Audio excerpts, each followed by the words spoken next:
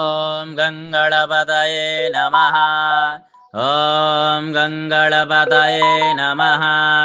ॐ गङ्गणपतये नमः। ॐ गङ्गणपतये नमः।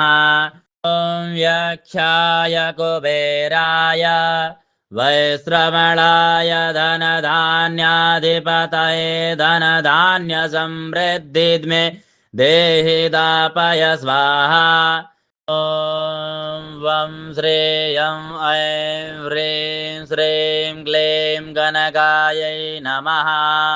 हराय विद्महे भूतधात्र्यै धीमहि तन्नो भूमिः प्रचोदयात्। ॐ श्रीं ह्रीं श्रीं कमले कमलालये प्रसीद प्रसीद। श्रीं ह्रीं श्रीं महालक्ष्म्यै नमः। ॐ इदं विष्णो बीजग्रामे त्रेधानि दधे पदं माशमूढयस्य भागुसुरे स्वाहा। ॐ इदं विष्णोर्बीजग्रामे त्रेधानि दधे पदं समूढ